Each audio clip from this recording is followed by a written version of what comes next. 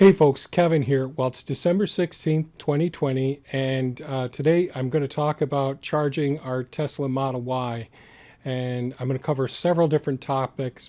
This all started with a couple of questions I got about charging the Tesla at home.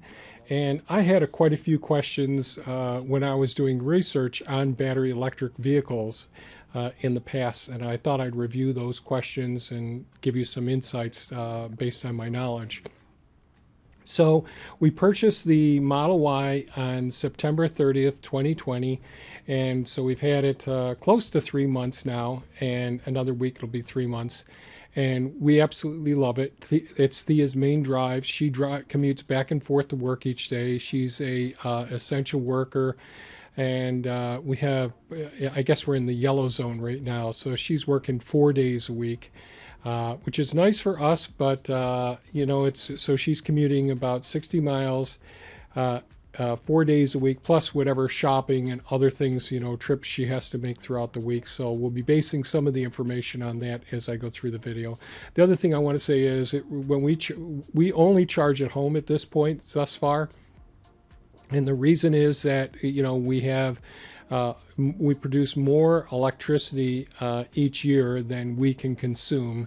So, and we planned it that way when we put in our solar panels out behind the first food forest, so that we could exceed the needs at that time and meet our needs in the future. So ultimately, all things will go to battery electric vehicles, whether it's farm equipment or vehicles that we use to go around and travel with. The other thing I would say is that we live in a very cold temperate climate. It was about 14 degrees Fahrenheit overnight here. No sunlight. We live in Oswego, New York, in the Great Lakes region of the United States. And we're in a snow belt. This winter has been very mild. We haven't had much snow yet, but we get lots of snow, slush, whiteouts, and we have very cold temperatures with wind chills. Now, the car is parked in the garage when it's home, but it's out exposed in the elements at work. With it being plugged in, we can go ahead and precondition the environment inside of the car. So 20 minutes before Thea leaves for work in the morning, she heats up the car, warms it all up, and with the heat pump system, that really is very efficient for cooling the batteries, warming the batteries, getting them conditioned for optimal performance, and heating the inside of a cabin. You don't have that the block of the engine heating up an internal combustion engine in an electric vehicle. So far we love it, and so let's get started with the video. So some of the questions I had when charging an electric vehicle is, where can you charge the vehicle, especially at home, and how do you charge the vehicle? How much does it cost to charge a vehicle? How long does it take to get the charge, and how much range do you have? What about cold winter battery performance? And I won't get into it. Another question I had was about battery degradation. I'll make another video about battery degradation in the future. And what sort of things you need for charging at home. And also I want to go into what about the future of charging. Now, one of the reasons that we love the Tesla vehicles is because of the Autopilot, which really is, it's not full self-driving like is being developed for the rest of the fleet. We didn't purchase a full self-driving, so that's really like a robot on wheels. But when you're driving back and forth on the highway, you just put it into autopilot. Yes, you still have to pay attention to what you're doing and have your hand on the steering wheel, but it keeps itself in the lanes. It slows down for other traffic. It avoids other vehicles coming into your lane, an animal running out the road ahead of you. It brakes for those things. So we really have fallen in love with this, and with the regenerative braking, that actually charges the battery as opposed to using two pedals. So we just use one pedal in the car, just the accelerator or gas pedal, most people would call it. Don't have to use the brakes unless there's an emergency situation. Most of the time the car takes care of it for you, but using the brake if all of a sudden you see something that it's not, when it's not in autopilot. So with the future being robo-taxis or autonomous traffic taxi vehicles, meaning driverless vehicles, which is really, I think, just a 2 to 3 years down the road from now. The beta testing is going extremely well, and it's amazing what these vehicles will do. One of the things I think about is, why should people have to go ahead and plug in their car? I know that some people have reported that they forgot to plug in their car once they get home at nighttime. We haven't had that situation ourselves. I'll go over our garage system in future videos, but plugging the charger that comes with the vehicle directly in the wall can be a hassle for some people. And with the autonomous fleet that's developing and rapidly expanding its technological advances, I see a future where wireless charging will be pretty much the default. Now, Elon did, and I'll show a video at the end of it's called the Tesla Snake Charger. But what it is a robotic arm that would open the port and charge the vehicle without you needing to do anything. But that's more of an obstacle in your garage, taking up square footage and all. And with the advancement with magnetic resonance charging, wireless charging, which is just as efficient as the wall chargers, I see that as being a big advancement. And I'll probably show some videos, but I'll at least discuss it throughout this presentation. So staying charged. So you can charge at home, and this will be mostly level 1 and level 2 charging when you're charging at home. There's also, Tesla has the over 20,000 global superchargers, and we'll be going over some of that. And Tesla also has over 4,500 destination chargers. These are at restaurants and gymnasiums, grocery stores, places that you would go to and spend maybe a half an hour inside the facility. You can have your vehicle be charged, in many cases free of charging, while you're utilizing the service and making whatever purchases you do in the restaurant or shopping center, whatever it may be. Here's an image of the global supercharging network, one of the stations. I think the overhead shading here, the roof over this is probably solar panels possibly here as well. But these are DC chargers, so these are fast chargers. I'll go over these in a minute. And they're being rapidly deployed all over the world at this point. And the United States is being covered pretty much it meets the needs of the current number of electric vehicles that Tesla's producing. And I'll go into other charging networks that are rapidly expanding charging stations around the world and throughout the United States. But the first part of this, just looking at some of these superchargers, and these are the third version or third generation of these superchargers, which really can handle more rapid charging, so you're not sitting there very long as well. And they're strategically located. You can see this is along a major highway. Vehicles are getting charged. They may be sitting in their car and playing games on the big screen in there, or they may be going to the restroom or going in and getting a quick bite to eat while the car is getting charged. And we'll go over charging rates in just a couple of moments here as well. So they're really important. Here's an example of destination chargers. So these are level 2 chargers, and I'll go over this in a few minutes. So hotels, restaurants, shopping centers, gyms, and various locations. They're all over the world. Good example of a second generation charging port. This would be the same thing that you might want to have mounted in your garage. Or in your carport. They can be inside or outside, and the wand is fitting right into the charge port on the driver's side near the tail light. Press the button on the wand, the door automatically opens. It communicates with the charging circuitry on board and appropriately meets the needs of the battery as well. So here's a couple of the Tesla destination chargers mounted to a wall outside of a building, someplace you'd go to. And here's some, it looks like it's close to a beachfront here as well. So here's an example of the supercharging network that's up and going thus far. And this is rapidly expanding, going up into Canada here as well, Europe and China as well. Here's one of the level 2 chargers mounted on the outside of a garage. They don't have to be put inside. We'll talk about that as well. It looks like it's charging a Model S with a modern home with a solar glass roof. Now, this is not solar panels on a shingled roof.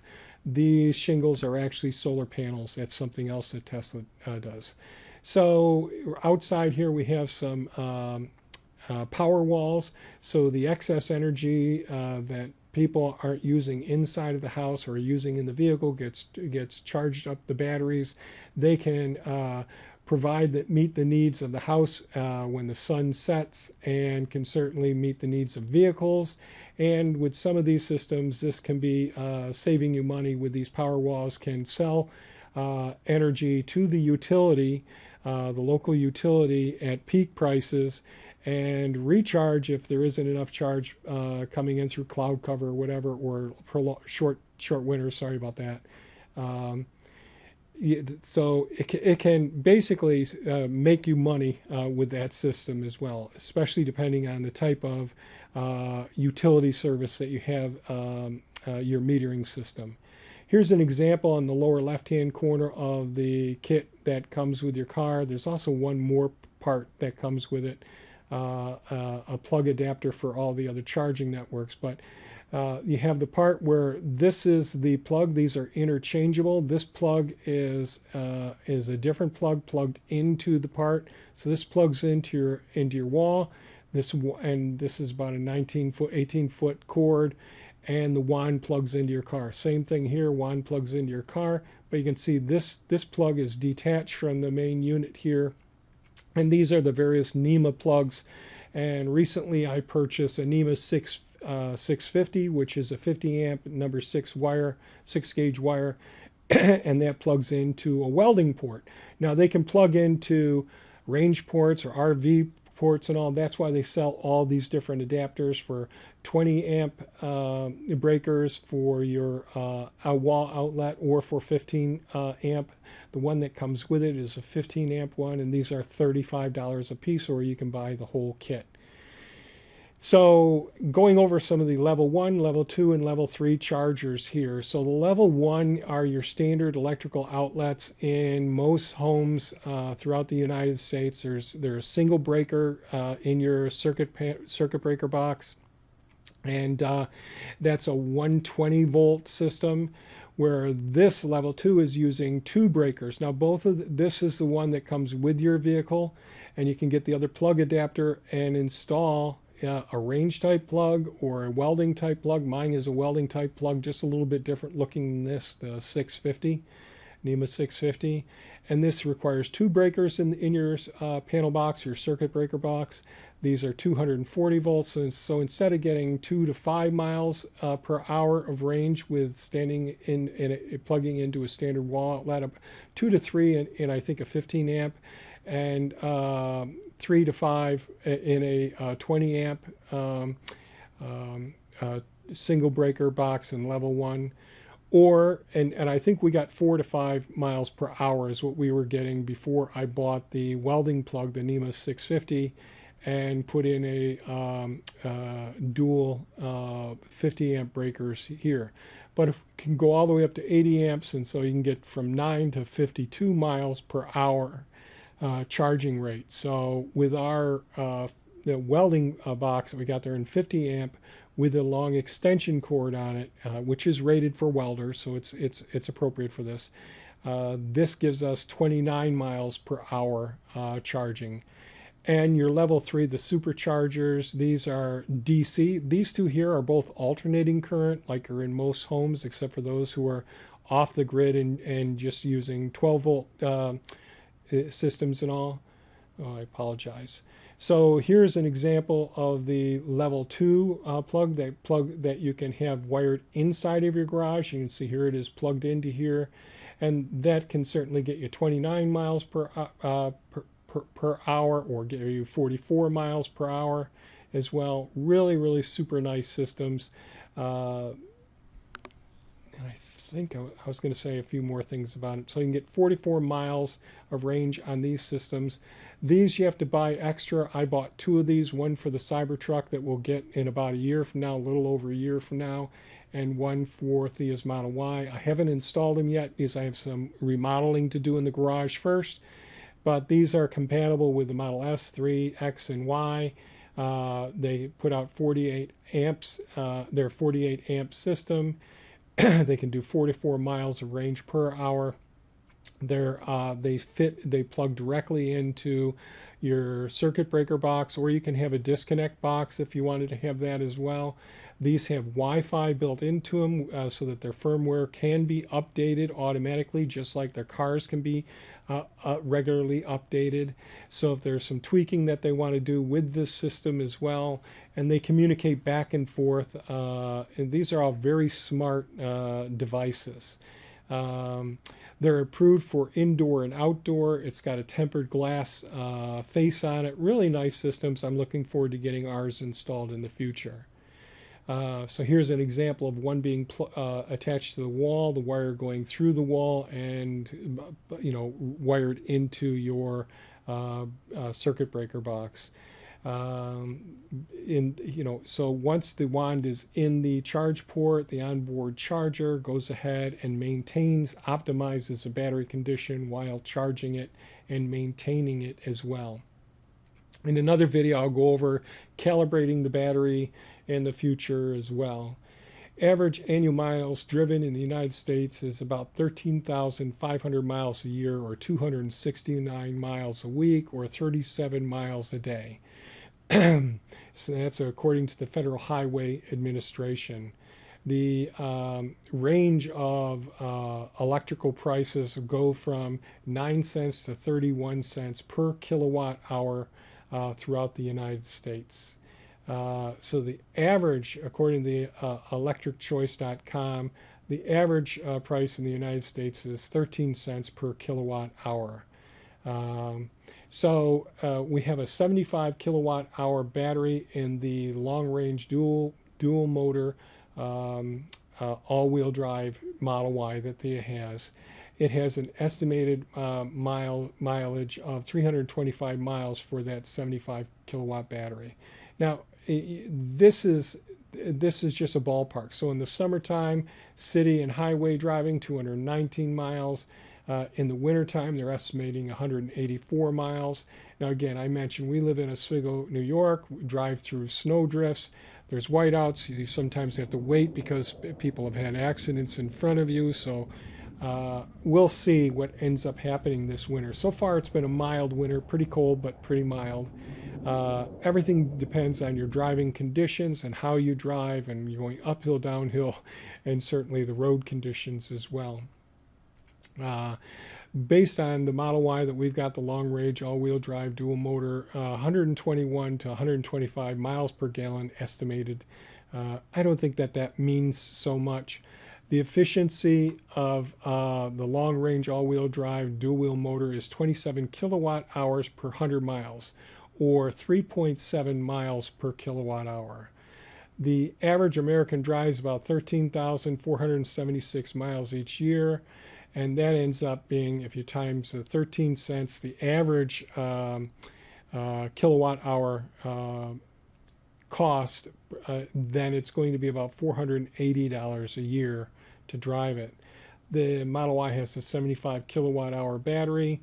If you were to, and you would never do this, completely discharge your battery in your car and get it down to 0% and recharge it back to 100%, and you'd never do this. This is ridiculous. Then it would cost you about $9.75 at the 13 cents per kilowatt hour to completely recharge it. And so that means $9.75 per 325 miles, or and if you're driving about 37 miles a day, it's about $1.11 per day to drive the Model Y. And that's going to be variable depending on weather conditions as well. The average cost of gas per gallon in the United States is $2.12. It varies quite a bit from Oswego to Syracuse. It's quite a bit of difference. The average car gets about 24.7 miles per gallon. That's because there's a lot of hybrids out there, and that's driving down the range of the driving up the miles per gallon. And so that gives us about 9 cents per mile, or for 37 miles per day, about $3.33, about 3 times what it costs to drive an electric vehicle or the Model Y. A really good website, a good YouTube channel is Now You Know. And I'll try to remember to put links to these sites down below. And they created a website, and it's a Supercharger review videos. So the viewers come in and they can, when they visit one of the Supercharger sites, they can grade it, say, they'll give this a 5 out of 10 or a 9 out of 10. It has really clean restrooms. It has lots of amenities. It has super fast superchargers. They have the latest version there. All of them are working. There's their favorite restaurant there. There's entertainment there. There's a shopping mall there. Whatever it may be. So people submit their video reviews. So you click on one of the chargers there and you see 2 people reviewed this same supercharger site here. And I think that's really handy for those people who are planning trips and all. And there is another site that's called a Better Route Planner, I believe is what it's called, a Better Route Planner. I haven't been to that in a while because we really aren't taking trips. But that's another really good resource for people with battery electric vehicles or even internal combustion engine vehicles when they're traveling as well. So I mentioned that there are many other charging networks. PlugShare has 20 networks in their system, but an example, EVgo, ChargePoint is a pretty important one, Electrify America and Blink. These are all rapidly expanding, and they have partnerships with various automotive manufacturers as well. So we'll be seeing a lot of these springing up all over the world to make it easier and to make more charging stations and charging I'm going to call them sites where there's many charging stations within a site located all around the world. And I think there will be a lot more, many more level 2 chargers at destinations to encourage people to utilize the resources of the whatever place you're going and shopping or cooking. Going out to dinner or going out for some entertainment. I foresee this as being something pretty darn expansive. So when you're using a Tesla, and one of the adapters that comes with the Tesla is an adapter that can go into whatever charging site that you go to. So if you go to Electrify America or you go to Blink, whatever it may be. So this is a J1772 adapter here. This is an adapter that comes with your Tesla vehicle, so that this adapter can not only plug into your Tesla vehicle, but adapt whatever other charging station there may be. Some of these other charging stations may be free, depending on where you're located, or they may charge as well. Now, these come with the Tesla vehicle, and these are for most of the level 2 charging stations. PlugShare has a really good app that you can download either for your iPhone or for your Android devices. And this is, you just go to your Google Play or your iPhone store and download PlugShare to see some of these networks. So here's one of the maps in this area, and here's how you can select things. So depending on what your needs are, I selected all of these in this case. So residential locations, restricted locations, payment required locations. So you can see by the different colors here. So the blue are the residential locations for charging and all. So you can see, you can select what it is you want and deselect what you want as well. So you can see restricted areas are darker brown. So that there was one here in the previous shot that I showed. But you can see some that are under repair. So there's some up here in Canada that are under repair at this point, or maybe being installed as well. Gives you information. Here are many of the 20 charging networks here, and you can either select them all or deselect them based on what you want to go to, or whether there's a charge associated with them. And so that's a good way of selecting what you want. You can also say, well, what amenities do I want? Do I want to have lodging? Do I want to have dinner, restrooms? Do I want to have a park out here, grocery shopping? I need Wi-Fi, whatever it may be. You select those ones and see what you think. So here's an example of the United States. I didn't shoot other countries, but I went ahead and zoomed in. Here's our location, Oswego, New York.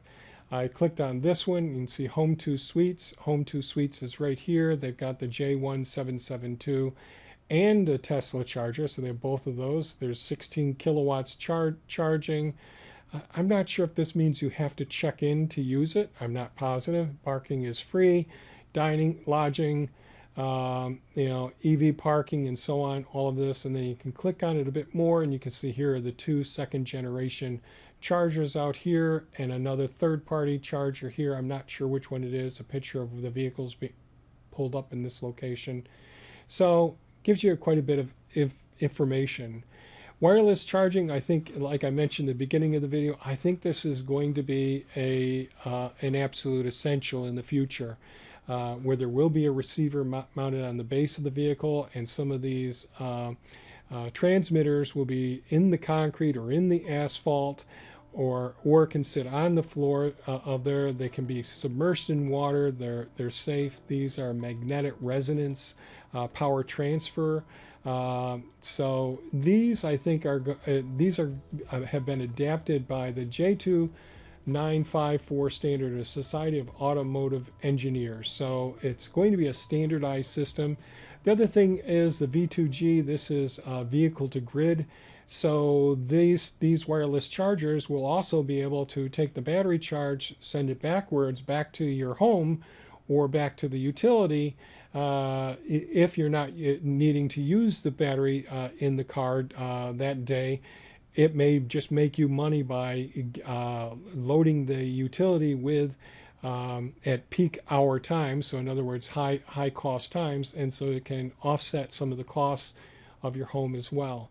I think with autonomous parking in your car, so you get home from wherever you've just traveled to, you get out of your car, you get your groceries, whatever it is you need out of your car. The car, you just tell the car to go park. It opens up the overhead door for your garage. It drives in. It parks itself in close proximity to the transmitter wireless receiver. It charges autonomously. You can summon your car when you come out in the morning. You can step outside. You can precondition the heating. Say, I'm going to leave at 7:30 in the morning, and it can be sitting out in front of the garage, disconnecting itself from the wireless system, opening the garage door, pre-warmed up and ready to go, or pre-cooled if you're living in Arizona or whatever. So I think this is really amazing. The vehicle to grid system, I think, is potentially something that's going to be adopted throughout time. And these wireless transmitters and receivers that are mounted in the base of the car can actually do sipping. So they can actually have charging that you don't have to be stationary over the charging. You can be driving over the charging and getting little sips of a charge while your car is discharging the battery to drive the vehicle as well. And I think with robo-taxis, I think it makes sense to have the cars being able to charge without someone having to go on out. If you don't need a driver, you don't need someone to plug in the car and charge it. Those are my thoughts. So I see these things as being something that's coming down the road in the future. This is Witricity's charging system. You can see the vehicles here have the pads. They don't have to be directly aligned over them. They can be approximately close. They can be outside. They can be inside. They can be in parking lots. They can be out in front of the grocery store. They can be just about any place. Again, all the weather sealed. All things are. Your car doesn't have to be directly over it. They're very efficient, just as efficient as your level 2 charging that you have in your garage that you plug in.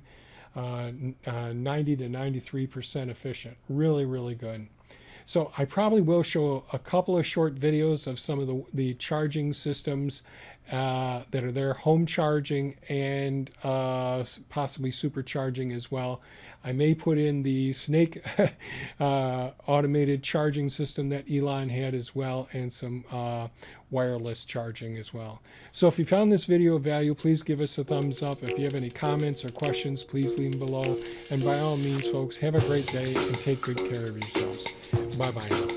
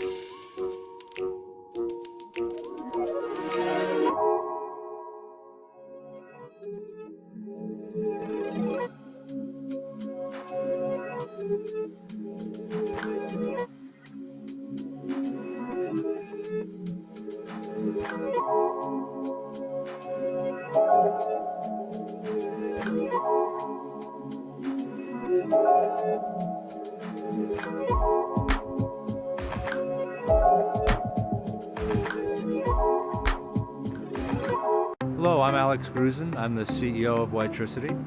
Witricity really began here at MIT, founded by a group of physics professors who had invented a radical new way of moving electric power over distance with no wires.